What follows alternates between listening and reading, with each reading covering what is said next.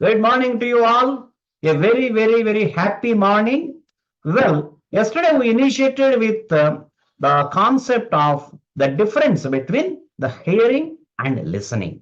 And from there, we even explored further. We learned certain words like overhearing, overhear, overheard, overheard, overhearing. And then we learned the words the eavesdrop. So, and then certain aspects like rules, grammatical rules that are governing about the progressive action with here. Is it acceptable or not? We learned, and we even learned always we should put a to after listen. So why? And why these rules? No, to know more and more, you can even go to the recorded version, which is available on YouTube. So, my dear friends, those who are watching this program live, I welcome you all warmly into the world of success. And those who are going to watch this after the recording, so if you are watching it as a recorded version, so I request you be regular and subscribe to this particular YouTube channel and keep watching this program. In today's session, we are going to take up the concept of listening and the importance of listening further and further. We are going to talk. So now we learned already the difference between hearing and listening. So today we are going to understand further about the listening. So any language has got the four concepts, that is listening, speaking, reading, and writing. We usually call it as LSRW. The four skills are the four faculties of any language. So among them, the very important aspect to communicate effectively with the people is this fluency in that particular language. So fluency, first before we go ahead any further with fluency, let us understand one thing. Fluency is the direct result of your listening. So a person who is good at listening and he has got the skill of listening effectively, he is going to be an effective speaker. So that way, listening has got greater importance. Now, before we talk about fluency, first let us try to define what does it mean by fluency. So it's a common practice. Most of the people, they approach me. They say that, sir, we learned that you pioneered the skill of this paperless fluency. So we want to get fluency in English. That's really great. I appreciate them. Then with a gentle smile, I ask them, hey, what do you mean by the word fluency? How do you define this word fluency? Then very confidently they say that, sir, fluency means speaking continuously, speaking non-stop, speaking confidently, speaking without any grammatical errors. So with speaking without any gap, like that various expressions they give. Of course, all these expressions are right. Now you may be also thinking, oh my God, sir is asking. So what could it be? How can I define the word fluency? Think. So how do you define the word fluency? Of course, fluency has got a flow in it. So flow, continuous flow. So fine. To a great extent, it is right. Speaking fluently means with a great flow. But let me make it simple because I believe in simplicity. Now let me make it very simple. Fluency, if you observe, it is what actually? Fluency is a direct linking between your thoughts and your speech. Fluency is a linking. Fluency means a linking between thinking and speaking. I repeat, fluency is the linking between thinking and speaking. Now, in our mother tongue, if you observe, we are fluent in our mother tongue, undoubtedly. Now, whatever thoughts we have in our mind, that we are able to deliver in our speech. So there is a direct linking between thinking and speaking in our mother tongue. Now, is it really happening when it comes to English? No. What exactly is happening when it comes to English? We are thinking in our mother tongue, then we are translating, after that we are speaking. So there are three circles now. The link between thinking and speaking has been broken. In between, one more link has come. Thinking, translating, and speaking. So speaking and thinking. In between, the translation concept has come. Precisely because of this reason, most of the people who are well educated, who are well qualified, people who have got wonderful positions in their life, despite all these things, they are not able to speak fluently. Simple reason. Because what is the reason? The linking between thinking and speaking has been broken. In between, the translation has come. So while translating, they make use of the grammar, they make use of the grammatical rules, the sentence structure, whatever they learned in the school or college, and they form the sentences. However, one shocking fact, let me tell you, in our colleges and schools, they taught us grammar. Undoubtedly, they gave us a rich knowledge in grammar. But all these grammatical rules, all the rules that are governing a language or English, they taught us to form the sentences or sentence structure to write. It means what? In our school, in our college, in our entire education system, they trained us to write. It's a fact. They trained us to write. By making use of the grammatical rules that are useful for the written English, we are trying to make sentences in our spoken communication. So thinking in mother tongue, translating by making use of the rules of the grammar that are learned in the school and college with a different purpose. And now we are forming the sentence structure and we are speaking. Of course, in this whole process, our thoughts are getting communicated with other person. We are able to express our ideas. Other persons are able to understand what we are trying to speak. But what is happening? The flow is getting affected. So he's thinking something, okay, progressive action. Now I am going to market. So this way he is constructing sentence at every stage.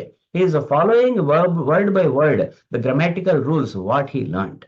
So in this way, now the takeaway from this whole concept, whatever I discussed so far, the takeaway is very simple. We learned grammar. We are good at grammar. We might have got a greater and deeper depth in grammar. But this particular grammar, this particular grammatical rules are all aimed at making us good at writing. Of course, written English and the spoken communication, they're not altogether different. But there are some kind of compromises, there are some kind of flexibilities when it comes to spoken communication. So even in your mother tongue also you observe the kind of language which you use in books, the kind of language which you read in books, and the kind of language which you use for day-to-day communication is different. So bookish language is different, spoken communication are different. Spoken communication is different. So this is precisely one of the reasons why even the most educated people are not able to speak fluently. So then what is the solution? To be a speaker, to be a good communicator in a particular language. So what is the solution? So you have to be aiming at this particular fundamental definition, what I said. What is that? Fluency means the linking between thinking and speaking. The linking between thinking and speaking. Your thoughts should come automatically in your speech. Your thoughts should come in your speech. So for example, let me tell you, your subconscious mind is ready. Your subconscious mind is ready to help you out. Don't worry. For example, even an illiterate, not so educated person also, if we help him, immediately what does he say? Thank you. He says thank you. Even not so educated person also, before entering into a classroom, if he comes a bit late, what does he say? How does he take the permission? Excuse me, may I come in please? He asks. In the same way, So most of the times we use even educated people or not so educated people also. Invariably, all the people, they use these expressions like good morning, good afternoon, good evening, good night, congratulations, may I come in please, thank you, I'm sorry, like that. These are the kind of expressions which are there at the top of their memory, at the tip of their tongue, they express. Now, technically speaking, if you start analyzing grammatically, excuse me, please, may I come in, please? So this sentence, if you analyze, excuse me, please, is of course apologizing, and then may is a probability. It indicates probability also. It's a auxiliary, and then may can be used even to seek the permission. I is the first person singular. Come is the infinite form of the verb come, V1 form. In is a preposition. So this way, did he construct a sentence? Not so educated person also. Just like that, from the tip of his tongue, it comes. Excuse me, may I come in, please? How is it happening? So that is the power of listening. I repeat, that is the power of listening. To be fluent in a particular language, you need to get constantly exposed to the spoken communication. You need to get constantly exposed to the spoken communication. You need to listen as much as possible. So most of the times you might have observed the people, whenever they start learning English, what do? They take a pen and paper, they sit across, and then they start writing. First, initially, we started with alphabet in our childhood, A, B, C, D. We started writing. Then we went ahead with small words. Then we started reading. So writing, reading, this is what we started. Then after that, we started learning a deeper and deeper grammatical rules. In that, we even faced the tests. Based on that, even competitive examinations are also being conducted. So in fact, all these things will enhance our deeper knowledge, scholastic knowledge related to grammar. But our objective, our aim, our target is not to be a writer in English. Our objective is not to be a writer in English. What is our target? What is our objective? To be a great speaker. Towards this, objective, no input is available in our entire education system.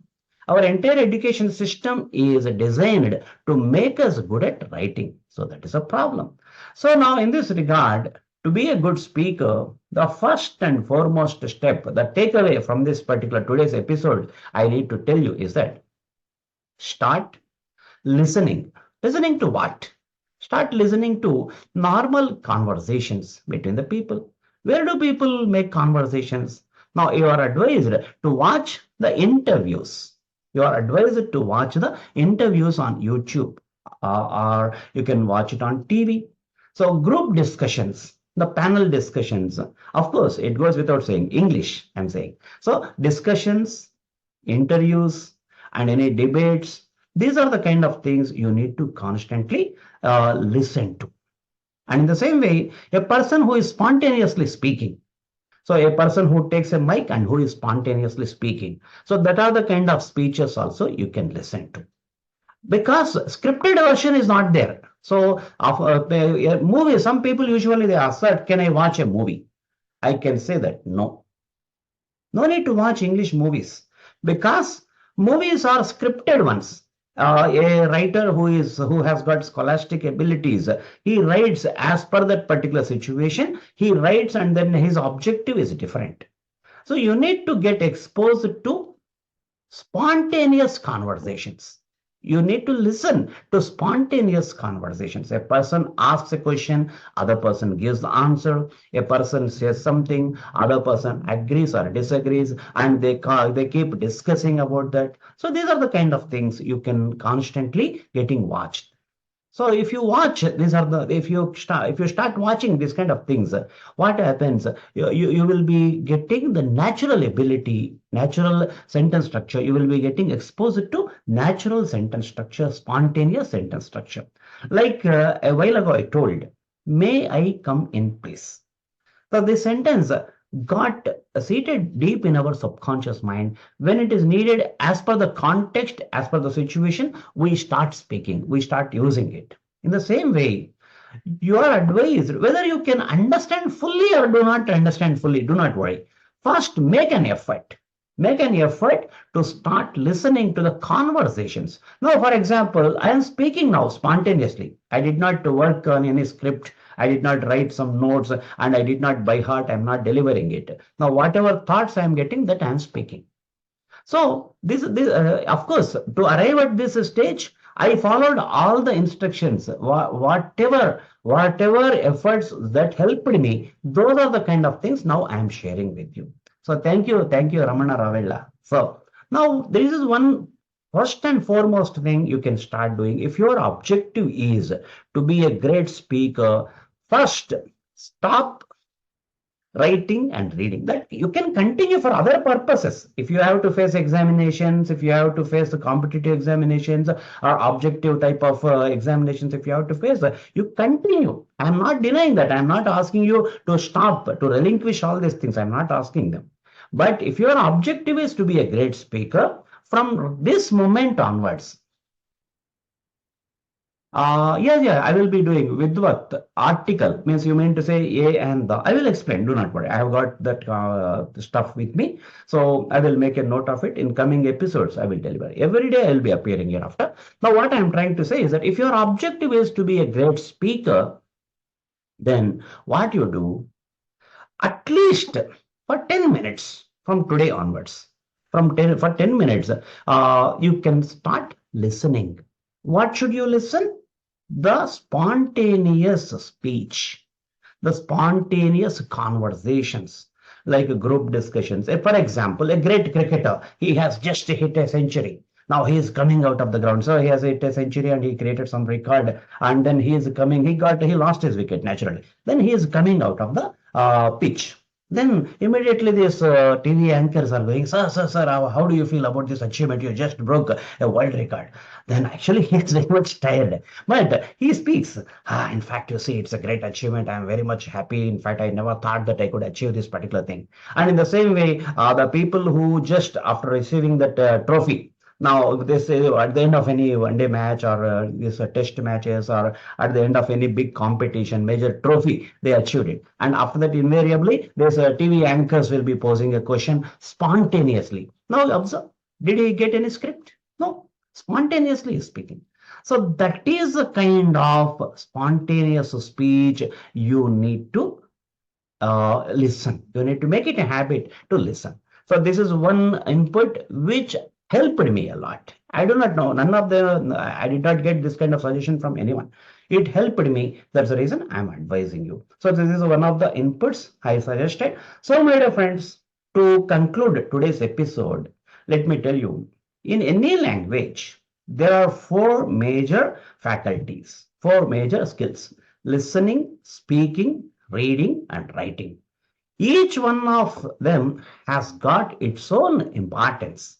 So one is great and another one is not great, not that way. However, I am the master in paperless fluency. I am the master in enhancing your communication skills. So there's a reason to give you guidance in this domain of making you a fluent speaker. I designed this particular Vivek Talks program, and along with that, I'll be talking various aspects like personality development, group discussions, HR interview related things, and all various things I'll be talking. However, my primary focus is on sharing my knowledge related to my primary domain of paperless fluency. So to be a fluent speaker among L, S, or W, you need to focus more and more on listening. Your listening will enable you to be a great speaker. So you are going to be a fluent speaker, definitely. For that, you need to have a systematic plan.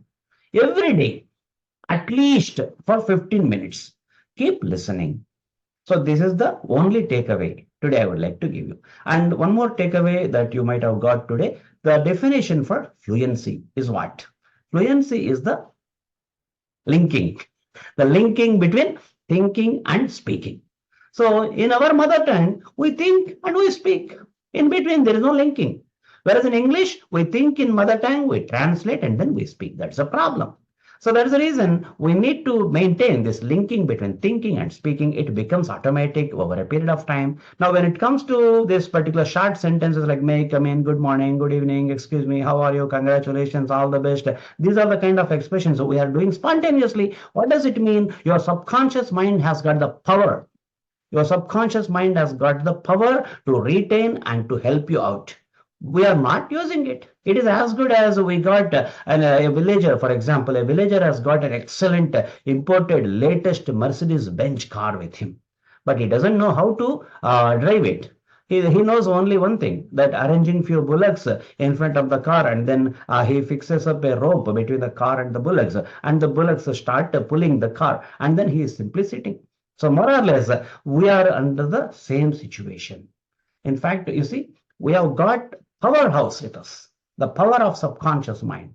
But if we do not make use of it fully, then our life will be same thing. In fact, to get the growth, to get the greater achievements, thank you, doctor. So to arrive at the top position in our life, we can start extracting the power of our subconscious mind.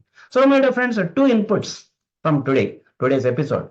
Fluency means the linking between thinking and speaking. And second thing, keep listening to the spontaneous conversations, spontaneous speeches, spontaneous discussions, debates, interactions between the people. So with yet another fresh thought, tomorrow I'm going to meet you all. Have a great day. Thank you.